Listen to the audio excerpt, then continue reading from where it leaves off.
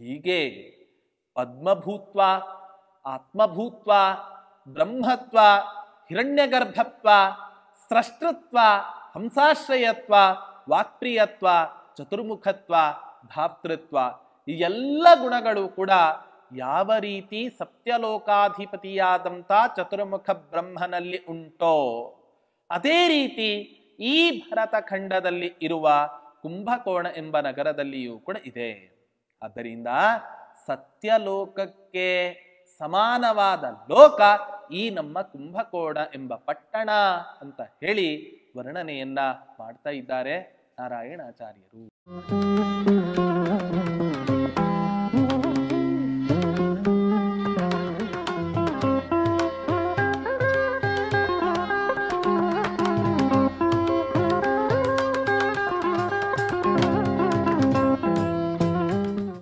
पूज्याय राघवेन्द्राय सत्यधर्मरताय च भजतां कल्पवृक्षाय नमतां कामधेनवे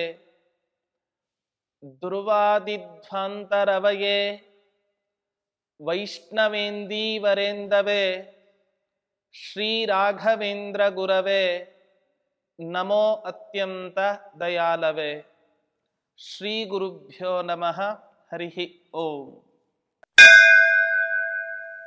ಹೀಗೆ ಆ ಕುಂಭಕೋಣ ನಗರವನ್ನ ವರ್ಣನೆ ಮಾಡ್ತಾ ನಾರಾಯಣಾಚಾರ್ಯರು ಮುಂದೆ ಹೇಳ್ತಾ ಇದ್ದಾರೆ.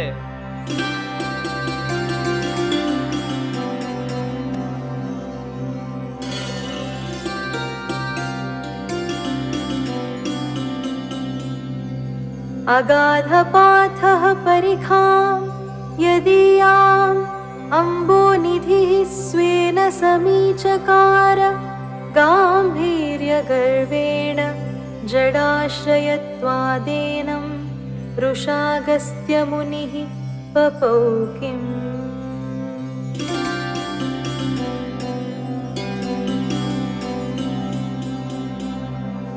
ಈ ಸಮುದ್ರ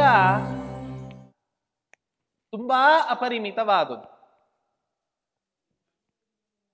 ಅಂತ್ಯವೇ ಕಾಣಿಸದೇ ಇರುವಷ್ಟು ವಿಸ್ತಾರ ಉಳ್ಳದ್ದು ಈ ಸಮುದ್ರ, ಲವಣ ಸಮುದ್ರ ಅಂತ ನಾವೆಲ್ಲ ಕೇಳ್ತೇವೆ.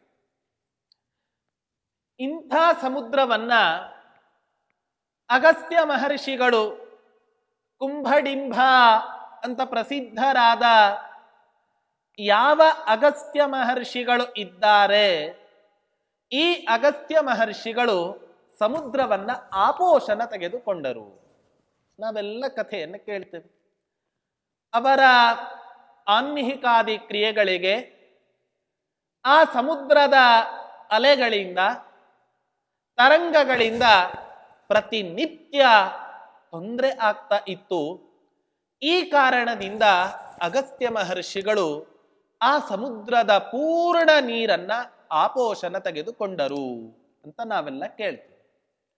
ಆದರೆ ಈ ಅಗಸ್ತ್ಯ ಮಹರ್ಷಿಗಳು ಸಮುದ್ರದ ನೀರನ್ನ ಯಾತಕ್ಕೋಸ್ಕರ ಆಪೋಷಣ ತೆಗೆದುಕೊಂಡರು ಅನ್ನೋದನ್ನ ಕವಿ ಇನ್ನೊಂದು ರೀತಿಯಾಗಿ ಉತ್ಪ್ರೇಕ್ಷೆಯನ್ನ ಮಾಡ್ತಾ ಇದ್ದಾರೆ.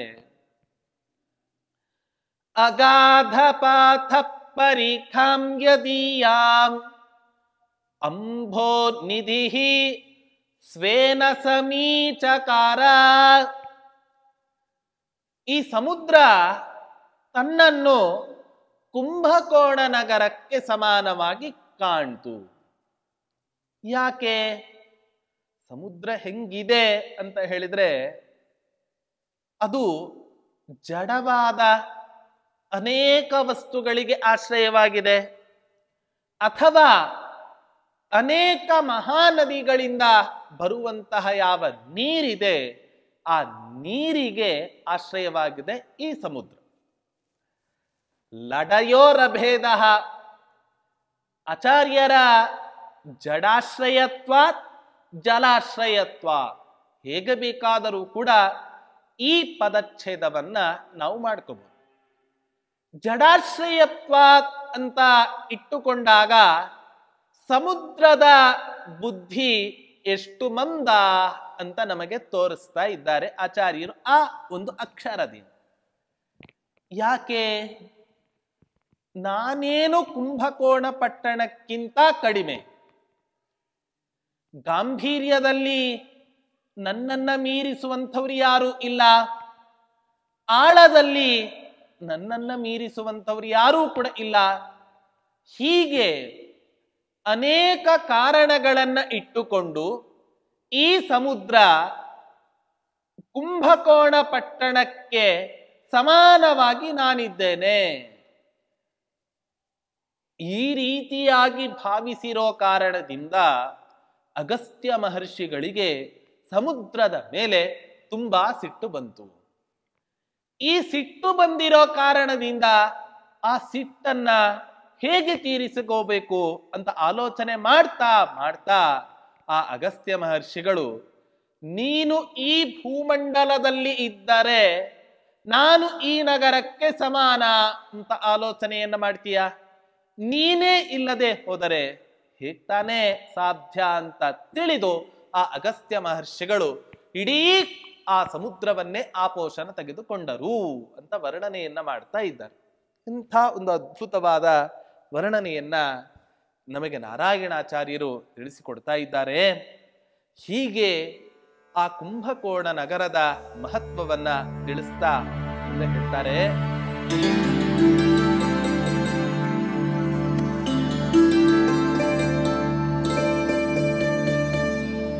ಪದ್ಮಾತ್ಮಭೂಬ್ರಹ್ಮಿ ಹರಣ್ಯಗರ್ಭ ಸೃಷ್ಟೃತ್ವಹಂಸಾಶ್ರಯವಾತ್ಪ್ರಿಯತ್ವೈಃ ಚತುರ್ಮುಖತ್ವೇನ ಚ ಧಾತೃಭಾವಾಚ್ಚ ಕಾಸ್ತಿ ಯಸ್ಯಾಶ್ಚತುರಾನನತ್ವಂ.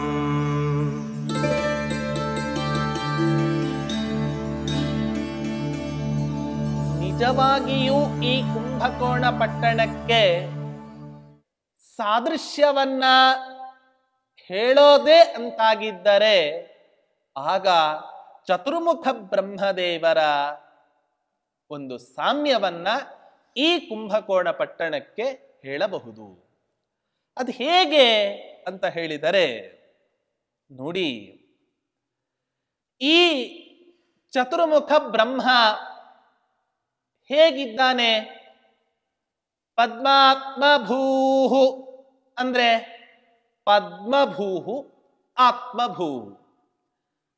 ವ್ಯಾಕರಣ ಶಾಸ್ತ್ರದಲ್ಲಿ ಒಂದು ನಿಯಮ ಇದೆ, ದ್ವಂದ್ವಾಂತೆ ಶ್ರೂಯಮಾಣಂ ವಚನಂ ಪ್ರತ್ಯೇಕಂ ಅಭಿಸಂಪದ್ಯತೆ ಅಂತ ಒಂದು ನಿಯಮ. ಈ ಕಾರಣದಿಂದ ಪದ್ಮಭೂಹು ಆತ್ಮಭೂಹು ಅಂದರೆ ಚತುರ್ಮುಖನ ಪಕ್ಷದಲ್ಲಿ ಪದ್ಮಭೂ ಪರಮಾತ್ಮನ ನಾಭಿಯಲ್ಲಿ ಒಂದು ಕಮಲದ ಹೂ, 1000 ದಳಗಳು ಇರುವಂಥ ಒಂದು ಅದ್ಭುತವಾದ ಕಮಲದ ಹೂ ಹುಟ್ಟತ್ತೆ. ಅಂಥ ಕಮಲದಲ್ಲಿ ಆ ಚತುರ್ಮುಖ ಬ್ರಹ್ಮನ ಸೃಷ್ಟಿ ಆಯಿತು. ಆದ್ದರಿಂದ ಅವನು ಪದ್ಮಭೂ ಅಂತ ಕರೆದ. ಆದರೆ ಈ ನಗರ ಪಕ್ಷದಲ್ಲಿ ಕುಂಭಕೋಣ ನಗರ ಹೇಗೆ ಪದ್ಮಭೂ ಆಗತ್ತೆ ಅಂತ ಹೇಳಿದರೆ, ಪದ್ಮ ಅಂದರೆ ಪದ್ಮ ಎಂಬ ಹೆಸರಿನ ನಿಧಿ ಅಂದರೆ ಈ ನಗರ ಪದ್ಮ ಎಂಬ ನಿಧಿಗೆ ಆಶ್ರಯ ಆಗಿರೋ ಕಾರಣದಿಂದ ಅಥವಾ ಸದಾಕಾಲ ಈ ಕುಂಭಕೋಣ ಪಟ್ಟಣದಲ್ಲಿ ಪದ್ಮಗಳು ಹುಟ್ಟುತ್ತಾನೇ ಇದ್ವಂತೆ. ಸೂರ್ಯೋದಯ ಆಗಲಿ, ಸೂರ್ಯ ಅಸ್ತಂಗತನಾಗಲಿ, ಏನಾದರೂ ಕೂಡ ಈ ಕುಂಭಕೋಣ ನಗರದಲ್ಲಿ ಸದಾಕಾಲ ಪದ್ಮಗಳು ಹುಟ್ಟುತ್ತಾನೆ ಇದ್ದವು. ಆದ್ದರಿಂದ ಈ ಕುಂಭಕೋಣ ಪಟ್ಟಣವು ಕೂಡ ಪದ್ಮಭೂ ಆಗಿದೆ. ಇನ್ನ ಆತ್ಮಭೂ ಯಾಕೆ? ಚತುರ್ಮುಖ ಬ್ರಹ್ಮ ಆತ್ಮಭೂ ಆಗಿದ್ದಾನೆ. ಯಾಕೆ ಅಂದ್ರೆ ಆತ್ಮನೇ ನಮಃ ಅಂತರಾತ್ಮನೇ ನಮಃ, ಪರಮಾತ್ಮನೇ ನಮಃ ಅಂತ ನಾವೆಲ್ಲ ಹೇಳ್ತೀವಿ. ಹೀಗೆ ಆತ್ಮ ಶಬ್ದದಿಂದ ಮುಖ್ಯವಾಗಿ ವಾಚ್ಯನಾಗುವಂಥ ವ್ಯಕ್ತಿ ಅದು ಪರಮಾತ್ಮ. ಅಂಥ ಪರಮಾತ್ಮನ ದೆಸೆಯಿಂದ ಇವತ್ತಿನ ದಿನ ಈ ಚತುರ್ಮುಖ ಬ್ರಹ್ಮದೇವರು ಹುಟ್ಟಿದ್ದಾರೆ. ಆದ್ದರಿಂದ ಆ ಚತುರ್ಮುಖ ಬ್ರಹ್ಮ ಏನಾಗಿದ್ದಾನೆ ಅಂದ್ರೆ ಆತ್ಮಭೂ ಆಗಿದ್ದಾನೆ. ಈ ಕುಂಭಕೋಣ ಪಟ್ಟಣ ಆತ್ಮಭೂ ಹೇಗೆ ಅಂತ ಹೇಳಿದರೆ, ಈ ಕುಂಭಕೋಣ ನಗರದಲ್ಲಿ ಆತ್ಮ ಅಂದರೆ ನಾರಾಯಣನ ದೇವಸ್ಥಾನ ಇರೋ ಕಾರಣದಿಂದ ಸಾರಂಗಪಾಣಿ ದೇವಸ್ಥಾನ ಅಂತ ನಾವೆಲ್ಲ ಕೇಳ್ತೇವೆ. ಈ ಸಾರಂಗಪಾಣಿ ದೇವಸ್ಥಾನದಲ್ಲಿ ಭಗವಂತನ ಸಾಕ್ಷಾತ್ ಸನ್ನಿಧಾನ ಇದೆ. ಆದ್ದರಿಂದ ಆ ನಾರಾಯಣನ ಆಶ್ರಯ, ನಾರಾಯಣನ ದೇವಸ್ಥಾನ ಇರೋ ಕಾರಣದಿಂದ ಈ ಕುಂಭಕೋಣ ಪಟ್ಟಣ ಆತ್ಮಭೂ ಆಗಿದೆ. ಇನ್ನ ಮತ್ತೆ ಪದ್ಮಾತ್ಮಭೂ ಬ್ರಹ್ಮ, ಬ್ರಹ್ಮತ್ವ ಅಂತ ಅರ್ಥ. ಏನು ಬ್ರಹ್ಮತ್ವ ಅಂತ ಅರ್ಥ? ಬ್ರಹ್ಮತ್ವ ಅಂದ್ರೆ ಏನು ಅಂತ ಹೇಳಿದ್ರೆ, ಬ್ರಹ್ಮನು ಪರಶುಕ್ಲರಲ್ಲಿ ಒಬ್ಬನಾಗಿದ್ದಾನೆ. ಆದ್ದರಿಂದ ಅವನಲ್ಲಿ ಯಾವ ದೋಷಗಳು ಕೂಡ ಇಲ್ಲ, ಗುಣಪೂರ್ಣನಾಗಿದ್ದಾನೆ. ಹಾಗೆ ಈ ನಗರವೂ ಕೂಡ ಬ್ರಹ್ಮ ಅಂದರೆ ಬೃಹಂತೋಕ್ಯಸ್ಮಿನ್ ಗುಣಾಹ, ಯಾವ ಗುಣ ಅನೇಕ ಸಂಪತ್ತು ಈ ನಗರದಲ್ಲಿ ಇರೋ ಕಾರಣದಿಂದ ಈ ನಗರವನ್ನೂ ಕೂಡ ಬ್ರಹ್ಮ ಅಥವಾ ಬ್ರಹ್ಮತ್ವ ಎಂಬ ಧರ್ಮ ಈ ಕುಂಭಕೋಣ ಪಟ್ಟಣದಲ್ಲಿಯೂ ಕೂಡ ಇದೆ.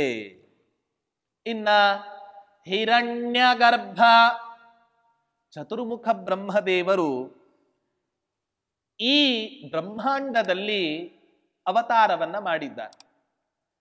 ಈ ಬ್ರಹ್ಮಾಂಡ ಎಂತಹದ್ದು ಅಂತ ಆಲೋಚನೆ ಮಾಡಿದಾಗ ಹಿರಣ್ಯ ಬ್ರಹ್ಮ ಬಂಗಾರಮಯವಾದಂತಹದ್ದು ಈ ಬ್ರಹ್ಮಾಂಡ. ಇಂಥ ಬಂಗಾರಮಯವಾದಂಥ ಬ್ರಹ್ಮಾಂಡದಲ್ಲಿ ಹುಟ್ಟಿ ಈ ಬ್ರಹ್ಮಾಂಡದಲ್ಲಿ ಇರೋ ಕಾರಣದಿಂದ ಅವನನ್ನ ಹಿರಣ್ಯ ಗರ್ಭ. ಹಾಗಾದ್ರೆ ಈ ಕುಂಭಕೋಣ ಪಟ್ಟಣವನ್ನ ಯಾತಕ್ಕೋಸ್ಕರ ಹಿರಣ್ಯ ಗರ್ಭ ಅಂತ ಕರೀತಾರೆ ಅಂತ ಹೇಳಿದರೆ, ಅದಕ್ಕೆ ಆಚಾರ್ಯರು ಹೇಳ್ತಾ ಇದ್ದಾರೆ, ಯಾಕೆ ಇದನ್ನ ಹಿರಣ್ಯ ಗರ್ಭ ಅಂತ ಕರೀತಾರೆ ಅಂದ್ರೆ, ತನ್ನ ಆ ಭೂ ಒಡಲಿನಲ್ಲಿ ಇಡೀ ಬಂಗಾರದ ಖನಿಯನ್ನೇ, ಬಂಗಾರದ ಖನಿಜವನ್ನೇ ಇಟ್ಟುಕೊಂಡಿರೋ ಕಾರಣದಿಂದ ಈ ಕುಂಭಕೋಣ ಪಟ್ಟಣವನ್ನು ಕೂಡ ಹಿರಣ್ಯ ಗರ್ಭ ಅಂತ ಕರೀತಾರೆ. ಹೀಗೆ ಒಂದೇ ಶಬ್ದ ಚತುರ್ಮುಖ ಬ್ರಹ್ಮನ ಪಕ್ಷದಲ್ಲಿ ಹಾಗೆ ಕುಂಭಕೋಣ ನಗರ ಪಕ್ಷದಲ್ಲಿ ಎರಡರಲ್ಲಿಯೂ ಕೂಡ ಇದು ಸಮನ್ವಯ ಆಗ್ತಾ ಇದೆ. ಮತ್ತೆ ಈ ಬ್ರಹ್ಮನಲ್ಲಿ ಇರತಕ್ಕಂತಹ ಇನ್ನೊಂದು ಅಸಾಧಾರಣ ಧರ್ಮ ಅಂದ್ರೆ ಸ್ರಷ್ಟೃತ್ವ. ಬ್ರಹ್ಮಣಿ ಬ್ರಹ್ಮರೂಪೋಸೌ, ಭಗವಂತ ಚತುರ್ಮುಖ ಬ್ರಹ್ಮನಲ್ಲಿ ಬ್ರಹ್ಮನಾಮಕನಾಗಿ ಈ ಜಗತ್ತನ್ನ ಸೃಷ್ಟಿ ಮಾಡ್ತಾನೆ. ಆದ್ದರಿಂದ ಆ ಬ್ರಹ್ಮನು ಈ ಜಗತ್ತಿನ ಸೃಷ್ಟಿಕರ್ತ. ಆದ್ದರಿಂದ ಅವನಲ್ಲಿ ಸ್ರಷ್ಟೃತ್ವ ಅನ್ನೋ ಧರ್ಮ ಇದೆ. ಈ ಕುಂಭಕೋಣ ಪಟ್ಟಣದಲ್ಲಿಯೂ ಕೂಡ ಪ್ರತಿನಿತ್ಯ ಪ್ರಜೆಗಳು ಹುಟ್ಟುತ್ತಾನೇ ಇರ್ತಾರೆ. ಆದ್ದರಿಂದ ಈ ಸ್ರಷ್ಟೃತ್ವ ಅನ್ನುವಂತಹ ಧರ್ಮ ಹೇಗೆ ಬ್ರಹ್ಮದೇವರಲ್ಲಿ ಇದೆನೋ ಅದೇ ರೀತಿ ಈ ಕುಂಭಕೋಣ ಪಟ್ಟಣದಲ್ಲಿಯೂ ಕೂಡ ಇದೆ. ಮತ್ತಷ್ಟೇ ಅಲ್ಲ, ಬ್ರಹ್ಮನು ಹಂಸಾಶ್ರಯನಾಗಿದ್ದಾನೆ. ಯಾಕೆ ಅಂತ ಹೇಳಿದ್ರೆ, ಬ್ರಹ್ಮನ ವಾಹನ ಹಂಸ. ಆದ್ದರಿಂದ ಹಂಸ ರೂಪ ವಾಹನಕ್ಕೆ ಈ ಬ್ರಹ್ಮನು ಆಶ್ರಯ ಆಗಿರೋ ಕಾರಣದಿಂದ ಆ ಬ್ರಹ್ಮನನ್ನ ಹಂಸಾಶ್ರಯ.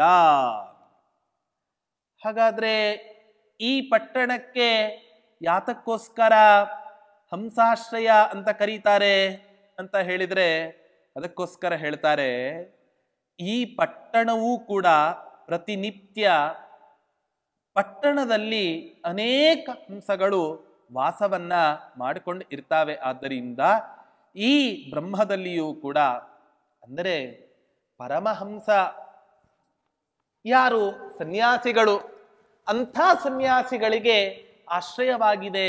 ಆ ಕಾರಣದಿಂದ ಈ ಕುಂಭಕೋಣ ಪಟ್ಟಣವನ್ನ ಹಂಸಾಶ್ರಯ. ಚತುರ್ಮುಖ ಬ್ರಹ್ಮದೇವ ವಾಕ್ ಪ್ರಿಯನಾಗಿದ್ದಾನೆ.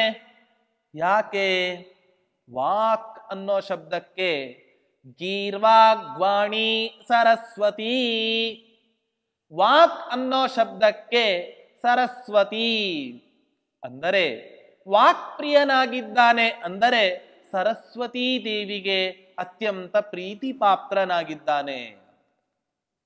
ಹಾಗಾದ್ರೆ ಈ ಕುಂಭಕೋಣ ಪಟ್ಟಣದಲ್ಲಿ ಯಾಕೆ ಇದ್ಯಾಕೆ ವಾಕ್ಪ್ರಿಯ ಆಗಿದೆ ಅಂತ ಹೇಳಿದರೆ, ಈ ನಗರದ ಹೆಸರನ್ನ ಹೇಳಿದ್ರೆ ಸಾಕಂತೆ ನಮ್ಮಲ್ಲಿ ಇರ್ತಕ್ಕಂಥ ಎಲ್ಲಾ ಪಾಪಗಳು ಕೂಡ ಪರಿಹಾರ ಆಗತ್ತೆ. ಆದ್ದರಿಂದ ಕುಂಭಕೋಣ ಎಂಬ ಹೆಸರನ್ನ ಉಚ್ಚಾರಣೆ ಮಾಡಲಿಕ್ಕೆ ಪ್ರತಿಯೊಬ್ಬ ಪುರುಷನೂ ಕೂಡ ಅಪೇಕ್ಷೆಯನ್ನು ಪಡ್ತಾನೆ. ಆದ್ದರಿಂದ ವಾಕ್ ಪ್ರಿಯ ಆಗಿದೆ ಈ ಕುಂಭಕೋಣ ಎಂಬ ಪಟ್ಟಣ. ಚತುರ್ಮುಖತ್ವೇನ ಚಾಧಾಪ್ರಭಾವಾತ್, ಬ್ರಹ್ಮನಿಗೆ 4 ಮುಖ. ಈ ಕುಂಭಕೋಣ ಪಟ್ಟಣಕ್ಕೆ ಅದ್ ಹೆಂಗ್ 4 ಮುಖ ಹೇಳ್ತೀರಾ ಅಂದರೆ, ಈ ಕುಂಭಕೋಣ ಪಟ್ಟಣಕ್ಕೂ 4 ಮುಖ ಇದೆ. 4 ಮುಖ ಇದೆ ಅನ್ನೋ ಶಬ್ದಕ್ಕೆ 4 ದ್ವಾರಗಳು ಈ ಕುಂಭಕೋಣ ನಗರವನ್ನ ಪ್ರವೇಶ ಮಾಡಲಿಕ್ಕೆ ಇದೆ ಅಂತ ಅರ್ಥ. ಮತ್ತೆ ಧಾಪ್ರಭಾವಾತ್, ಈ ಬ್ರಹ್ಮ ಜಗತ್ತನ್ನ ಕೇವಲ ಸೃಷ್ಟಿ ಮಾಡಿ ಬಿಟ್ಟು ಬಿಡೋದಲ್ಲ. ಕೆಲವರೆಲ್ಲ ತಂದೆ ತಾಯಿಗಳು ಇರ್ತಾರೆ, ಯಾವುದೋ ಒಂದು ಕ್ಷಣಿಕ ಸುಖದ ಆಸೆಗೆ ಬಲಿ ಆಗಿ ಅನರ್ಥವನ್ನ ಮಾಡಿಕೊಂಡು ಮಕ್ಕಳನ್ನ ಹುಟ್ಟಿಸ್ಕೋತಾರೆ. ಹುಟ್ಟಿಸಿದ ಮಕ್ಕಳನ್ನ ಪೋಷಿಸ್ಲಿಕ್ಕೆ ಸಾಧ್ಯವಾಗದೆ ಅಲ್ಲೇ ತಿಪ್ಪೆಗುಂಡಿಯಲ್ಲೋ ಚರಂಡಿಯಲ್ಲೋ ಇನ್ನೆಲ್ಲೆಲ್ಲೋ ಆ ಮಕ್ಕಳನ್ನ ಬಿಸಾಡಿ ಹೋಗಿಬಿಡ್ತಾರೆ.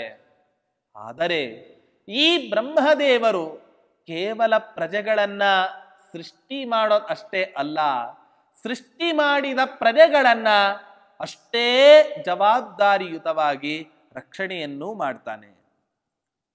ಆದರೆ ಈ ನಗರ ಹೇಗೆ ಧಾತೃ? ಈ ಕುಂಭಕೋಣ ನಗರವೂ ಕೂಡ ತನ್ನ ನಗರದಲ್ಲಿ ಯಾವ ಪ್ರಜೆಗಳು ವಾಸವನ್ನ ಮಾಡ್ತಾರೋ ಆ ಎಲ್ಲ ಪ್ರಜೆಗಳ ಯೋಗಕ್ಷೇಮವನ್ನ ವಿಚಾರಿಸಿಕೊಳ್ತಾ ಅವರ ಸಂಪೂರ್ಣ ಜವಾಬ್ದಾರಿಯನ್ನ ಈ ಕುಂಭಕೋಣ ನಗರ ವಹಿಸಿಕೊಂಡಿರೋ ಕಾರಣದಿಂದ ಇದೂ ಕೂಡ ಧಾತ. ಹೀಗೆ ಪದ್ಮಭೂತ್ವ, ಆತ್ಮಭೂತ್ವ, ಬ್ರಹ್ಮತ್ವ, ಹಿರಣ್ಯಗರ್ಭತ್ವ, ಸ್ರಷ್ಟೃತ್ವ, ಹಂಸಾಶ್ರಯತ್ವ, ವಾಕ್ಪ್ರಿಯತ್ವ, ಚತುರ್ಮುಖತ್ವ, ಧಾತೃತ್ವ, ಈ ಎಲ್ಲ ಗುಣಗಳು ಕೂಡ ಯಾವ ರೀತಿ ಸತ್ಯಲೋಕಾಧಿಪತಿಯಾದಂಥ ಚತುರ್ಮುಖ ಬ್ರಹ್ಮನಲ್ಲಿ ಉಂಟೋ ಅದೇ ರೀತಿ ಈ ಭರತಖಂಡದಲ್ಲಿ ಇರುವ ಕುಂಭಕೋಣ ಎಂಬ ನಗರದಲ್ಲಿಯೂ ಕೂಡ ಇದೆ. ಆದ್ದರಿಂದ ಸತ್ಯಲೋಕಕ್ಕೆ ಸಮಾನವಾದ ಲೋಕ ಈ ನಮ್ಮ ಕುಂಭಕೋಣ ಎಂಬ ಪಟ್ಟಣ ಅಂತ ಹೇಳಿ ವರ್ಣನೆಯನ್ನ ಮಾಡ್ತಾ ಇದ್ದಾರೆ ನಾರಾಯಣಾಚಾರ್ಯರು.